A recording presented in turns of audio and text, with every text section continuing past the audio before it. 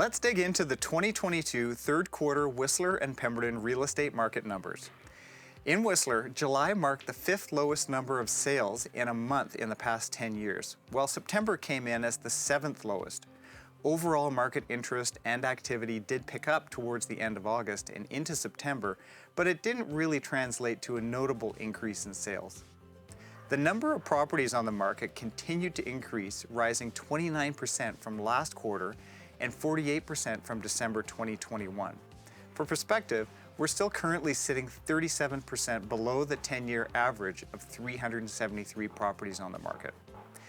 The median number of days on the market for single-family and townhomes in the third quarter almost tripled from Q2, while days on market for condos increased by about 50%.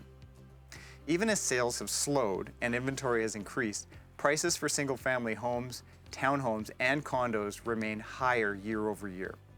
Looking ahead, interest rates are still expected to rise as the Bank of Canada looks to drive inflation down to a target rate of 2%.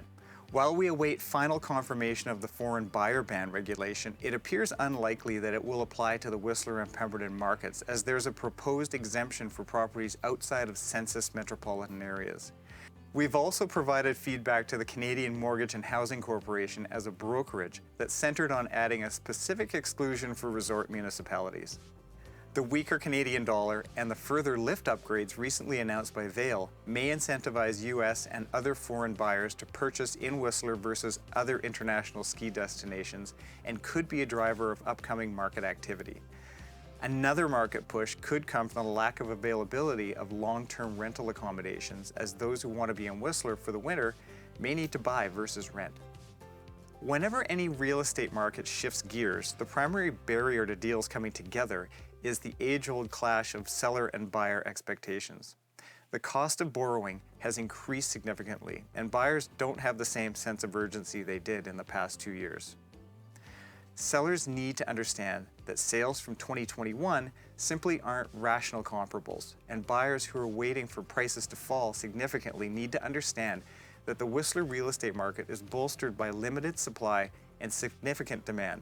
As always, both Whistler and Pemberton remain incredibly desirable and aspirational places to live. The Pemberton market over the last quarter has been a little different than the last couple of years. We've seen a little more inventory come on, which is great for buyers and gives them a little more opportunity to make an informed, slower decision without any pressure.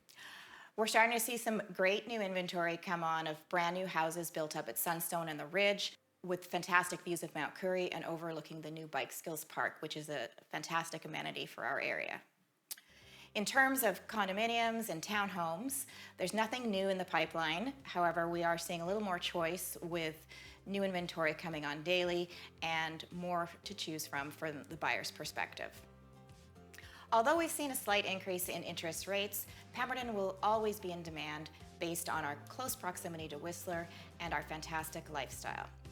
Remember, it's always important to use a realtor that concentrates on your area of interest, which is why Whistler Real Estate in Pemberton should be your #1 choice.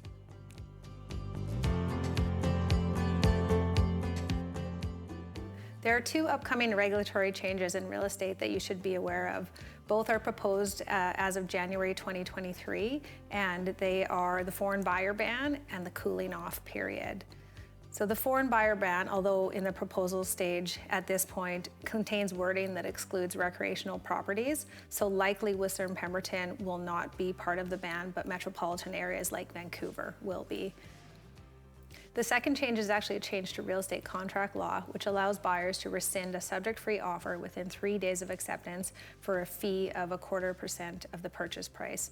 So this means if you were to purchase a property for $1 million and decide within 3 days of a subject-free offer to rescind it, the buyer would owe the seller $2,500. Both of these policies are evolving and may change before the January 2023 effective date, so keep in touch with your Whistler Real Estate Company agent for more details as it evolves in the coming months. That sums up our 2022 third quarter Whistler and Pemberton market report. Thanks for watching, and we'll see you in our final year-end wrap-up in early January.